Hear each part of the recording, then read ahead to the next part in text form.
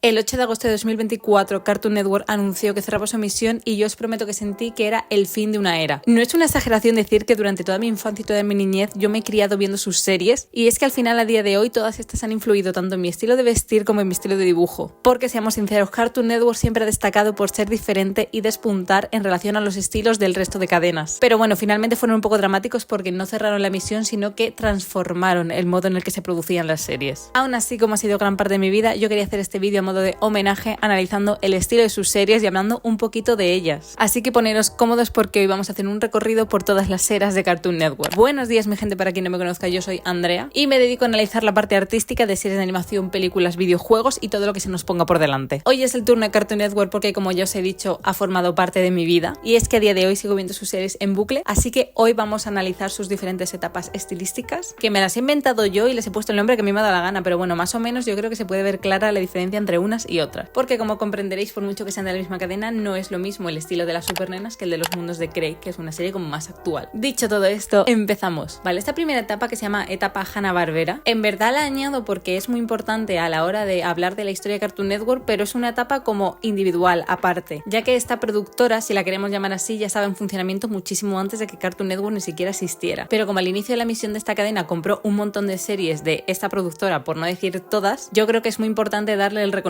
que merece dentro de este vídeo, como son los Picapiedra, los Autos Locos, Tom y Jerry o mi favorita de siempre, que es Scooby-Doo, que por cierto tengo pensado hacer un vídeo solo de Scooby-Doo porque os prometo que esa serie parece una tontería, pero tiene muchísimo que analizar y aparte me parece súper divertida. Sin embargo, aquí no voy a entrar mucho dentro del estilo de dibujo porque, como ya os digo, son series que ya estaban creadas, que ya existían antes de que Cartoon Network existiera. Por lo tanto, tendríamos que hablar del estilo de Hanna-Barbera y no tanto del estilo de Cartoon Network. Pero bueno, dicho queda que estas series son importantes para el desarrollo de la cadena y que también han marcado la infancia de muchos y muchas. Y ahora sí, entramos en la fase inicial de Cartoon Network. Y es que esta productora nació en 1992, es que no estaba yo ni viva. Y se estrenó con su serie El Show de Moxie, que yo creo que es de las pocas que no he visto, pero pese a ello hasta 1996 no ganó la relevancia que tiene a día de hoy, y todo esto fue gracias al estreno de otra de sus míticas series, que es El Laboratorio de Dexter. Que por cierto, no sé si os pasa que vosotros recordáis como que había 128 capítulos de cada serie y realmente tú te lo pones a mirar y a lo mejor hay como 30. No sé, esto a mí me parece un efecto extraño que me pasa con esta y con muchísimas series. En esta etapa nos encontramos también otras series súper famosas como son Johnny Bravo, Vaca y Pollo, Agallas el perro cobarde. Esta última, por cierto, a mí de pequeña me tenía hipnotizada, pero me daba un miedo que te cagas, y cuando la daban por la noche ya ni te cuento. Aquí podemos ver un estilo muy característico, limitado también por las tendencias del momento, porque al final los inicios de la animación iban todos englobados más o menos en el mismo sistema. Un sistema básico que se utiliza también en la animación actual, como por ejemplo que si haces un personaje cuadrado va a ser más serio, más estricto, más rígido. Un ejemplo de personaje cuadro de esta época, pues sin ir más lejos, el propio Dexter. Luego tenemos, por ejemplo, el caso de Johnny Bravo, que es un triángulo. Es decir, al inicio los personajes utilizaban sobre todo formas básicas y normalmente cada uno de ellos estaba englobado en una misma forma, por lo que no había como combinaciones entre ellas. Otro ejemplo de esta etapa, pero ya tirando para el final, sería las supernenas, que al final son redonditas y achuchables, que lo que pretenden es generarte ternura. Pero como ya os he dicho, también hay muchas series que se engloban dentro de esta era, pero empiezan a ser la transición de la futura. Ahí está el ejemplo de las supernenas, como os acabo de decir, pero también una de las series más gamberras y que yo creo que a día de hoy es de las más recordadas y más queridas por el público general de mi generación, que es Ed, Edd y Eddy. Esta serie de hecho es la más longeva de toda su etapa, y es que tuvo 6 temporadas distribuidas en 10 años, que por aquel entonces eso era una barbaridad. Yo creo que esta serie tuvo tanto éxito porque al final el creador propio dijo que no quería que la serie tuviera un trasfondo moral, que tuviera algún aprendizaje al final de cada capítulo, ni nada de eso. Mostraba, digamos, el costumbrismo y el día a día de unos chavales del barrio que estaban intentando timar a todo el vecindario, pero es que estos no tenían ningún tipo de aprendizaje pese a que se metían en líos constantemente y no les salían las cosas bien. A día de hoy os puedo decir que de pequeña mi obsesión era comerme de una de estas bolas gigantes de caramelo que ellos estaban buscando y ansiando con tantas ganas, pero supongo que me tendré que conformar. ¿Qué es lo curioso de esta serie? Pues que al final la animación empieza a ser distinta, novedosa, ya no es como cada personaje una forma, ya no tiene la animación tradicional que tenían las series como Dexter o Vaca y Pollo, ya empieza a ser innovadora. Esto lo podemos ver tanto en la serie en sí, que tiene una especie de temporalidad de decir de, vale, este capítulo tiene sentido si has visto este anterior, pero también sobre todo en el que el delineado, pese a que sigue siendo grueso como el del resto de series, es temblón, está hecho como a trazados súper desiguales e irregulares. De hecho, cada vez que se mueven los personajes tiembla la línea, lo que da sensación de inestabilidad. Además sigue utilizando colores planos para los personajes, pero te los muestra de colores completamente antinaturales en grandes ocasiones. Recordemos sin ir más lejos que Eddy básicamente momento su color de piel era amarillo. Y había un niño que era así, el que tenía aparato, que era completamente blanco. Aquí es donde empiezan a experimentar y a jugar con las formas que venían del cómic dentro de las series. Y creo que es lo que hizo que esta cadena despuntara y empezara a ganar popularidad en esos años. Con esto pasamos a la década de los 2000 y al cambio de estilo. Los 2000 yo creo que fueron la época dorada de Cartoon Network, y es que al final toda una generación se crió viendo sus series y tenían merchandising por todas partes. Y con ello llegó también su fase experimental, su fase vamos a salirnos de la norma y hacer lo que nos dé la gana, que evidentemente fue también una de las características del éxito de esta etapa. Con ella llegaron series como Código KND, Las macabras aventuras de Billy Mandy y Foster, la casa de los amigos imaginarios. O sea, la obsesión que yo tenía con Foster, que de verdad yo estaba enfrente de la tele esperando a que lo emitieran. Además, a toda esta etapa le vino muy bien la llegada del internet a nuestras vidas, porque si sois más o menos de mi generación, no sé si recordaréis o habéis vivido también el tener tu ordenador de sobremesa en la habitación, en el salón o donde fuera, y entrar en la página de Cartoon Network y que estuvieran ahí minijuegos, las series, un montón de contenido para ver, que eso evidentemente en las series de las generaciones pasadas fue algo que tuvo que vivir a posteriori, entonces no tuvo el mismo impacto. Aquí por un lado se mantiene un estilo caricaturesco similar al de la primera etapa, sigue destacando el delineado grueso para la mayoría de sus series, pero como ya os he dicho, empiezan ya a experimentar y a salirse un poco de la zona de confort de la animación por el momento. En primer lugar, porque ya la mayoría de las series tenían un desarrollo de personajes y una trama que tenías que seguir. Que sí, que evidentemente tú podías ver un capítulo independiente y te ibas a enterar perfectamente de lo que pasaba, pero si la veías de seguido tenía muchísimo más sentido. Además, ahora destacaba más el uso de detalles y le daban muchísima más importancia a los fondos de cada una de las series, y eso hacía que también pareciera que estaba todo mejor englobado dentro del universo de esa serie. Se empieza a volver todo muy alternativo, muy punky, que yo sé que me repito mucho, pero imaginaros en serio, por ejemplo, las series de Disney Channel de la época. Al final eran todas más o menos similares, tanto en estilo como en desarrollo. Esto ahora, por fortuna, ha cambiado, pero por aquel entonces Cartoon Network destacaba un montón en eso. Una cosa que a mí me encanta es que Foster tuvo las narices de decirle adiós al delineado, y es que además abraza toda la gama cromática para el diseño de los personajes, con formas súper dramáticas, súper exageradas, y lo sigue haciendo siendo fiel a la animación 2D, que es lo que más me gusta, porque al final en esta serie podemos ver un estilo más tipo collage. A día de hoy me sigue pareciendo una serie súper innovadora y súper genial, y es cierto que aunque ahora estemos más acostumbrados a ver series sin delineados, digamos, de animación tradicional, la mayoría son animación 3D, pero este estilo de dibujo que tenía Foster es prácticamente único de esta serie. Yo ya os digo, al final es mi serie favorita porque al final es con la que yo me crié, y me encanta que a día de hoy yo vaya a sitios y hable de Código KND y la gente sepa lo que es. A mí me da alegría al corazón. Finalmente entramos en lo que yo denomino la etapa moderna, la etapa minimalista, que surge en torno del 2010 aproximadamente, y es una etapa que es cierto que no sé muy bien cómo catalogarla, pero es una etapa en la que tú ves un frame de una serie de Cartoon Network y sin que nadie te diga nada, tú sabes perfectamente que pertenece a esa cadena pese a que no la habrás visto en la vida. Somos Osos y un frame de Hora de Aventuras al final tienen patrones comunes, y pese a tener estilos distintos dentro de ellas, han unificado todo de manera que tú sepas que pertenecen a la misma cadena. Que en verdad es cierto que es un poco de lo que yo me quejaba del Disney antiguo, pero en este caso yo creo que varía. ¿Por qué? En primer lugar, es verdad que hay que reconocer que todas más o menos comparten la misma paleta de color, comparten que tienen un delineado externo grueso y aparte comúnmente utilizan colores planos sin sombra. Es cierto que la carga emocional y la carga del desarrollo de la serie en las series de Cartoon Network es una cosa que, como ya os he dicho, le dan mucho valor, mucha importancia. No es una serie al uso que tú te pongas para pasar el rato. No es, por ejemplo, Bob Esponja, que sé que es de Nickelodeon, pero bueno, que tú puedes ver los capítulos de manera independiente y no pasa absolutamente nada. Aquí llega un punto en el que la temporalidad es súper importante. Los personajes también cambian, por ejemplo, de vestuario, lo que hace que los personajes crezcan y se desarrollen dentro de la propia serie. Aparte de los personajes protagonistas, todos los personajes secundarios tienen una trama relevante que es importante ver, y creo que es eso al final lo que hace que las series de Cartoon Network sean tan queridas y tan preciadas a día de hoy, que dentro de una misma historia te hablan de 25 y tú te puedes sentir identificado dentro de cada una de las 25 si te da la gana. Aparte, un fan fact dentro de esta etapa es que la mayoría de los protagonistas son niños y niñas. Véase Hora de Aventuras, véase Steven Universe, véase Los Mundos de Craig, y así podemos seguir. Evidentemente tenemos excepciones, tenemos historias corrientes, tenemos Somos Osos, como ya he dicho, pero por norma general los protas siguen siendo niños, que es al final yo creo lo importante de esta cadena, que no pierde el foco de a quién van dirigidas sus historias, pese a que tú como persona adulta evidentemente las puedas ver, te puedan gustar y tengan también aprendizajes y mensajes o contextos subliminales para ti. Al final esto también se considera como una etapa nueva, porque recordemos que hubo un boom con el estreno de Hora de Aventuras, Steven Universe y demás, que marcó el cambio de generación. Es verdad que aquí se pierde un poco la fase de experimentación porque retroceden todos un poco a la etapa más tradicional de la animación, pero en compensación ganan importancia y peso el desarrollo de historia y personaje dentro de cada una de las series. Sin ir más lejos, Hora de Aventuras al principio tú la veías por las jajas porque te hacía gracia, porque